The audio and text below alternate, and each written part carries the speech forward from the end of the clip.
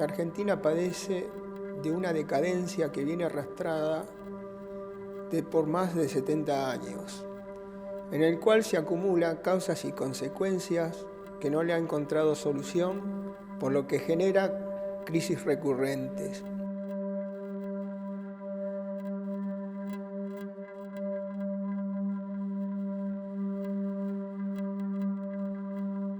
La inflación argentina mensual es similar a la inflación de los países de la región, ya no de los países desarrollados, sino de los países de la región.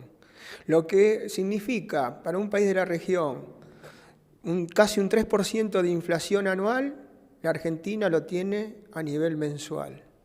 Hoy en día las conductas de un ciudadano y los comportamientos de un consumidor argentino tienen que ver con su contexto y con su realidad. Su realidad es inflacionaria, su realidad es deficitaria, entonces por lo tanto empiezan a cambiar sus conductas. Y estas conductas ya tienen una experiencia en el tiempo vividas de los últimos 30, 40 años de diferentes procesos inflacionarios. Entonces por lo tanto las expectativas inflacionarias de los argentinos son unas expectativas distintas a los de otras sociedades, inclusive sudamericanas o latinoamericanas. Acá ya hay un ADN argentino que tiene que ver cómo se comportan cuando hay procesos inflacionarios. Un economista se le presentan estas variables económicas y las lee, las analiza, puede intuir que son de un país que está en estado de beligerancia o bien un país que está atravesando cataclismos naturales, cosa que la Argentina no tiene. Si bien algunos analistas extranjeros cuando vienen y la miran a la Argentina, dicen cómo es que aquí no ha habido una explosión social, no hay un conflicto social, como si fuera una pax social encubierta, ¿no? Tapada, oculta, pero la cosa va por dentro, y dentro de todo este estado de situación, de aflicción, también lo va a llevar al elector, al ciudadano argentino, cuando entre al cuarto oscuro, a poner su voto en un estado de miedo y de aflicción. Y eso se va a notar cuando ya estemos en la segunda fase del proceso electoral. Vemos que la Argentina tiene un Estado no grande, pero sí un Estado pesado, ineficiente, que cada vez le cuesta más al sector privado, al sector productivo poder mantenerlo. Tiene un déficit fiscal crónico y el sistema productivo no termina con sus impuestos, no termina por poder financiarlo. Por lo que tiene que endeudarse. Y para colmo, la Argentina no tiene un mercado de capitales desarrollado, por lo que depende del financiamiento externo. Eso no hace a la Argentina vulnerable al flujo de capitales internacionales. Un aspecto muy relevante es la forma en que la Argentina se ha reinsertado con este gobierno en el mercado internacional. Y ¿a qué me quiero hacer referencia?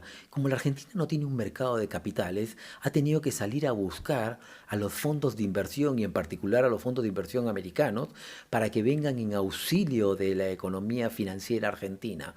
Y esto ha generado un mecanismo que los expertos le llaman carry trade, que quiere decir una suerte de búsqueda de tasas de intereses positivas denominadas en pesos argentinos para luego volver a cambiar por el dólar americano. Y esto ha generado, según los especialistas, en una fuga de capitales. Y esta fuga de capitales de las reservas del Banco Central están intrínsecamente relacionadas con el préstamo que le ha otorgado el Fondo Monetario Internacional a la República Argentina. Todo esto está, digamos, una remise en cause, está puesto en cuestión entre las observaciones del no control a los fondos especulativos en momentos de crisis en la República Argentina. La administración anterior de Cristina Kirchner hizo un tipo de política cerrada, de más bien utilizando el populismo, donde se fomentó el consumo, donde la gente tiene un cierto sentido de bienestar, pero es un sentido de bienestar fundado en el corto plazo, sin mucho sustento. Luego eso terminó en esa economía cerrada, que si bien no se endeudó, que hay que decir la verdad que no se endeudó, generó también las bases para que se dispare una inflación. No sé si ustedes saben que se puso un cepo porque no alcanzaban las reservas y también no se pagó los reclamos en su momento de los fondos buitre, que era un remanente que quedaba del problema de la deuda externa argentina. Eso le llevó a la Argentina que le cierren los mercados voluntarios de crédito y quedó como aislada. Luego este gobierno heredó ese tipo de problemas macroeconómicos y también cometió errores. Por ejemplo, antes había una ley que decía que los capitales financieros y especulativos, una vez que entraran a Argentina, no podían salir por un tiempo de un año. Pero eso se levantó. El tema es que eso, al levantarse ese impedimento, quedó a merced de entrada de flujos de fondos especulativos, donde entraban con dólares, lo ponían a tasas de interés locales astronómicas y luego se iban. Al no tener un mercado de capital propio, totalmente queda a expensa de una total volatilidad.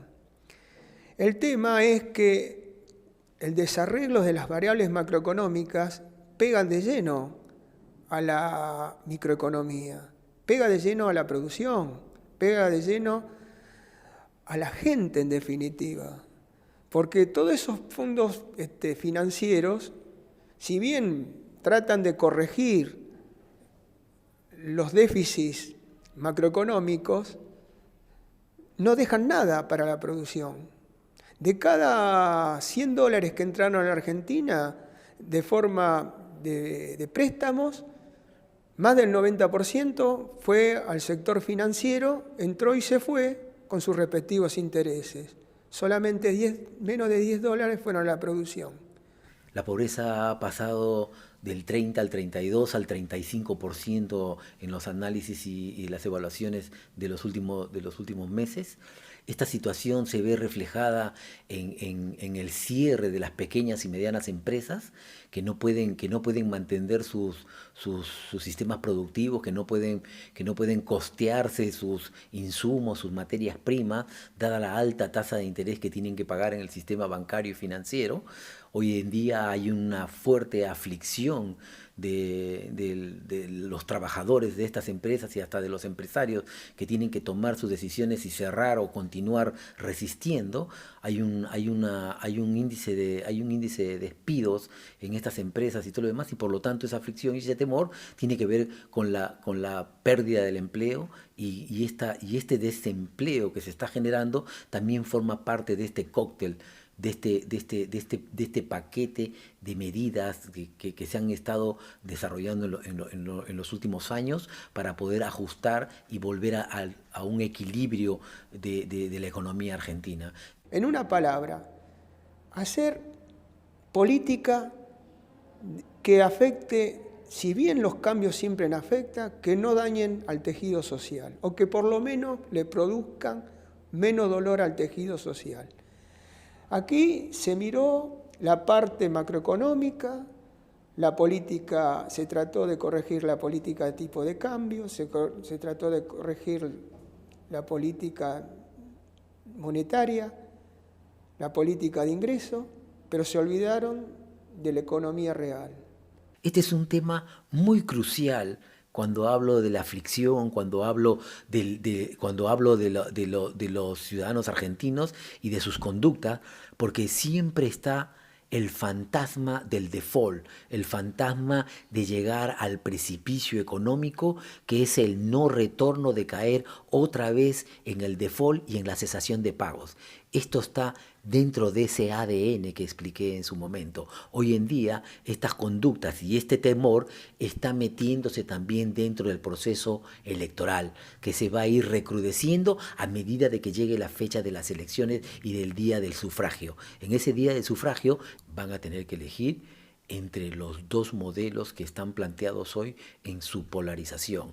Estos dos modelos están planteados en la polarización electoral. Parece mentira que no puedan tener mínimos consensos entre un gobierno, entre un partido y otro, que todo es blanco y negro, que todo es totalmente polarizado, que no hay puntos de encuentro, que no hay puntos en común. Eso le hace mucho mal al desarrollo argentino. Y no es tanto desde la economía, sino hay una incapacidad política.